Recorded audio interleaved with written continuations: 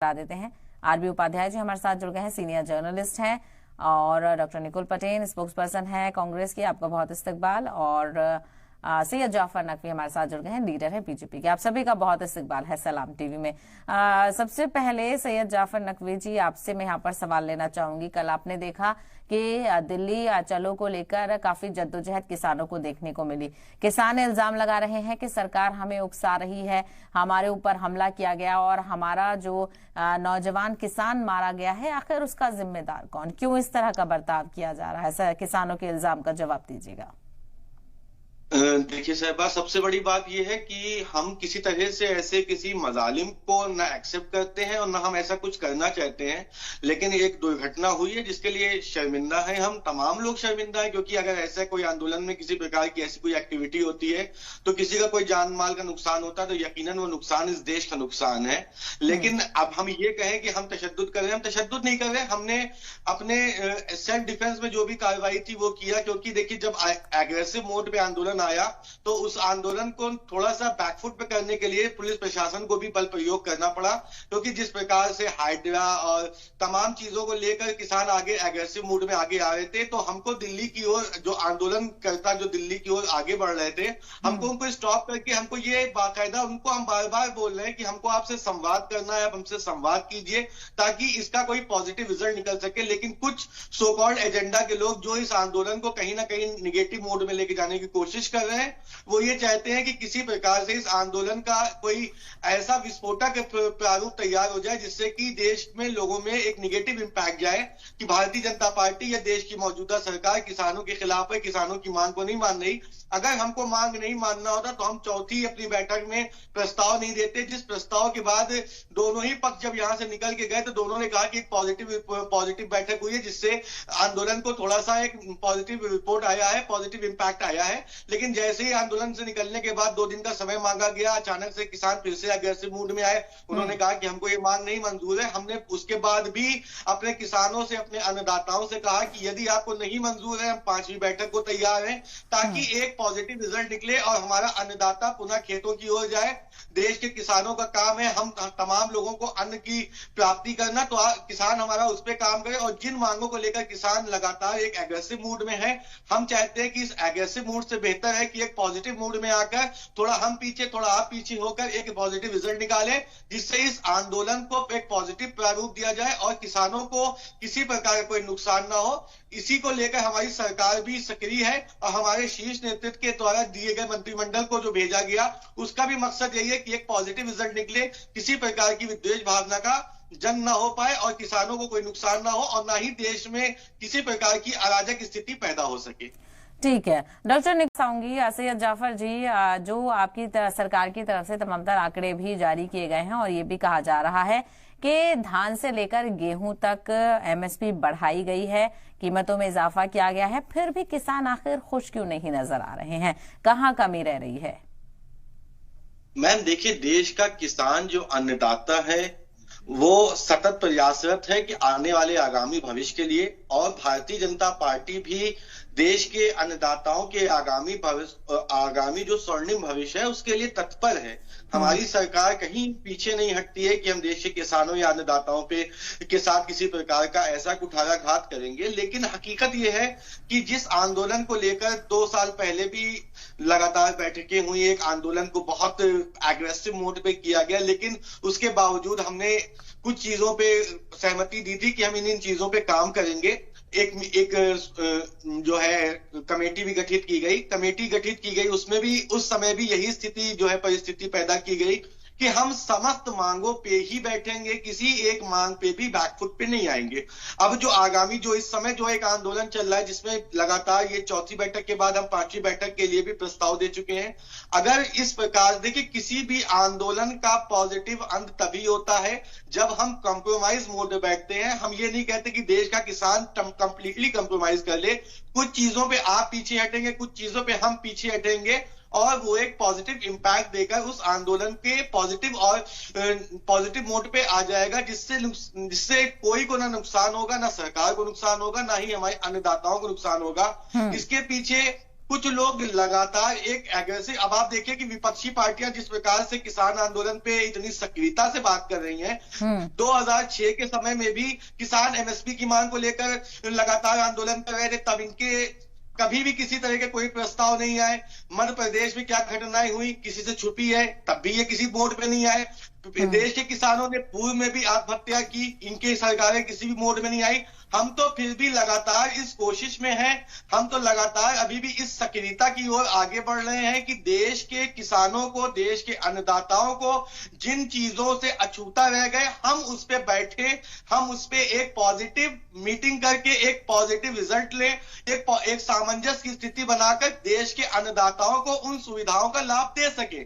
लेकिन इसमें राजनीतिकरण इस प्रकार से किया जा रहा है कि अभी आपने कुछ दिन पूर्व आंदोलन में, बैठक में एक आपने न्यूज में सुना होगा कि मोदी की लोकप्रियता राम मंदिर से बढ़ गई, अब इसको डाउन करना होगा। इस प्रकार की राजनीति भी इस किसान आंदोलन में आपको देखने को ये एक बेतुकी सी बात है जाफर साहब, इस तरह के इल्जाम लगाना सही नहीं है। पीएम मोदी की मकबूलियत अपनी जगह है, किसान कह रहे हैं साफ तौर। ठीक है सैयद जाफर जी, इस पर मैं आपका रिएक्शन जानना चाहूंगी कि सरकार को कहीं ना कहीं सहमति बनानी पड़ेगी। और ये आरबी उपाध्याय जी ने जो कहा बिल्कुल सही कहा, जब किसान दिल्ली आना चाहते थे वो दिल्ली आए भी नहीं, पहले से ही इतनी जबरदस्त किलेबंदी कर ली। आखिर क्या नुकसान का अंदेशा था किसानों से? ऐसा तो नहीं है किसान इस देश के नागरिक नहीं है। सबसे पहले मैंने अभी जो स्टेटमेंट दिया था, मैं आपको उसका एक वीडियो डिस्क्लोजर दिखा देता हूँ, इसको सुन लीजिए।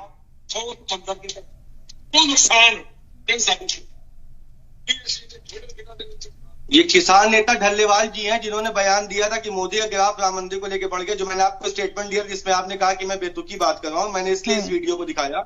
अब रही बात है इस प्रकार की राजनीतिकरण क्यों होता है। अब मोदी जी का ग्राफ बढ़ रहा है राम मंदिर को लेकर, इस तरह का अगर स्टेटमेंट कोई देता है तो यकीनन उसमें कहीं ना कहीं किस प्रकार की राजनीतिक लोगों की साजिशें मैं मानूंगा।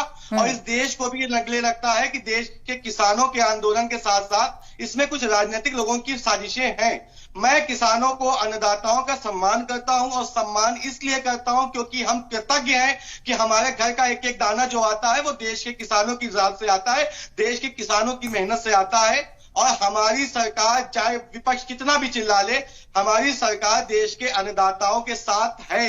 हमारी सरकार देश के अन्नदाताओं के साथ कंधे से कंधा मिलाकर समाधान चाहती है। हमारी सरकार ये चाहती है कि देश के किसानों की जो समस्याएं हैं जिसके लिए वो रोड पे हैं, उसके लिए संवाद का ऑप्शन निकले। और संवाद का ऑप्शन इसलिए निकले ताकि देश के किसान पुनः जाकर देश की अर्थव्यवस्था को संभालने का काम करें। हमारी सरकार ये चाहती है कि किसानों के साथ संवाद किया जाए, क्योंकि हमारी सरकार नहीं चाहती किसी प्रकार से किसान के बच्चों का नुकसान हो। क्योंकि एक तरफ जो किसान फौज में है वो भी किसान का बेटा है, एक तरफ से आंदोलन करने वाला जो किसान आया है वो भी किसान का बेटा है। तो हम चाहते हैं कि संवाद हो और आपस में किसी प्रकार का कोई इस तरह का जो मुनाजरा करने वाले लोग, जो राजनीतिक रोटियां सेकने वाले लोग, मोदी के ग्राफ को नीचे करने वाले लोग खड़े हैं, इनके मुंह पे तमाचा पड़ सके। क्योंकि हम अपने अन्नदाता का सम्मान करते हैं, हम अपने अन्नदाता का ख्याल रखते हैं। हम चाहते हैं कि हमारे अन्नदाता को किसी प्रकार का कोई नुकसान ना हो। और ये जो सो कॉल्ड एजेंडा चलाने वाली पार्टीज हैं, जिन्होंने देश में सिर्फ नकारात्मक सोच पे काम किया, जिन्होंने देश कभी आगे बढ़ने की बात नहीं की, जिन्होंने देश के सुनहरे भविष्य की बात नहीं की, जिन्होंने देश के अल्पसंख्यक बहुसंख्यक को आगे करने की बात नहीं की, आज हमारी सरकार अगर उस पर काम कर रही है। और राजनीतिकरण मैं इसलिए कहता हूं क्योंकि जब मोदी के नाम लिया जाता है, जब भारतीय जनता पार्टी के निगेटिव इंपैक्ट को दिखाया जाता है और सो कॉल्ड फला फला पार्टी को दिखाया जाता है कि इन्होंने ये किया,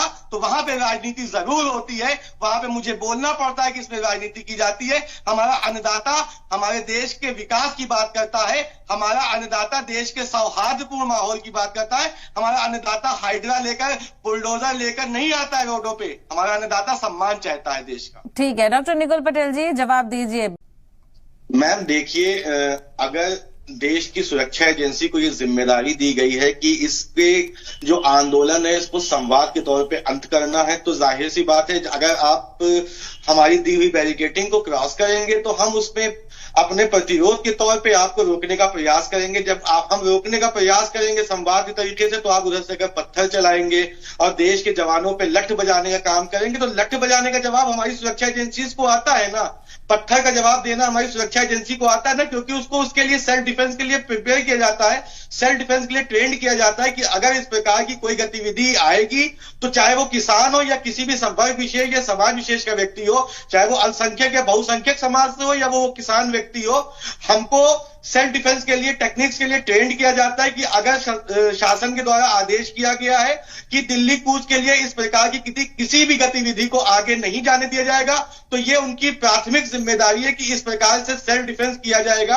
आंसू गैस के गोले तभी छोड़े गए ताकि तो सेल्फ डिफेंस में किसान जो जेसीबी और पोकलेन लाए हैं वो सही मानेंगे? फिर ये कैसा सेल्फ डिफेंस हो गया? फिर नहीं मैम समझिए, अगर सेल्फ डिफेंस हमारा मकसद ये था कि संवाद से इस आंदोलन का अंत करना है, कि संवाद करके किसानों की प्रतिक्रिया जो है उसके एक पॉजिटिव प्रारूप को एक्सेप्ट किया जाए। लेकिन जब आप उधर से ईंट और पत्थर चलाएंगे, उधर से लठ बजाने की कोशिश करेंगे, तो लठ बजाने का जवाब या तो लठ से दिया जाएगा या फिर जब आप पत्थर उधर से फेंकेंगे तो ऑब्वियस सी बात है उस भीड़ को तितर बितर करने के लिए आंसू गैस के गोले छोड़े जाते। ये एक प्राथमिक प्रैक्टिस है सुरक्षा एजेंसी की, जिससे कि इस प्रकार के किसी भी आंदोलनकर्ताओं को पीछे किया जा सके, बैकफुट पे किया जा सके। और आंसू गैस का गोला एक नॉर्मल प्रैक्टिस में आता है कि किसी भी आंदोलन या किसी भी उग्र आंदोलन को रोकने के लिए इस प्रकार की प्रैक्टिस एक सामान्य प्रैक्टिस है। इसमें किसी प्रकार की जनमानस की का जान लेने का या जनमानस को किसी प्रकार का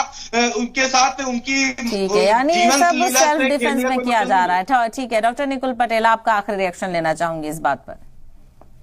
मेरे भारतीय जनता पार्टी के मित्र जिस तरह बोल रहे हैं और उनकी जिस तरह प्रतिक्रिया आ रही है और जिस तरह वो उग्र हो रहे, वो दिखा रहा है कि किसानों के प्रति उनकी संवेदनशीलता क्या है। आप एक राष्ट्रीय पक्ष के प्रवक्ता है, आपके अंदर एक विनम्रता भाव और आपके अंदर एक लागणी और आपके अंदर एक सहनशीलता का अभाव हमें स्पष्ट दिख रहा है। यही पूरी जो मानसिकता है भारतीय जनता पार्टी की दिख रही है उनके चेहरे से और उनकी वक्तव्य पे, कि वो किसानों के साथ नहीं है। उनको किसी भी तरह ये आंदोलन को कुचल देना है। वो सेल्फ डिफेंस के नाम पे जिस तरह बोल रहे हैं तो ये अच्छी बात नहीं है। चलिए, ऐसे में देखना बेहद अहम होगा कि क्या पांचवें दौर की बातचीत से चीजें सुलझ पाएंगी या फिर ये जद्दोजहद टकराव इसी तरह नजर आता रहेगा। आप सभी मेहमानों का बहुत शुक्रिया चर्चा में शामिल होने के लिए, अपना कीमती वक्त देने के लिए। और फिलहाल इस बुलेटिन में इतना ही। मुझे दें इजाजत, बाकी खबरों के लिए आप देखते रहे सलाम टीवी।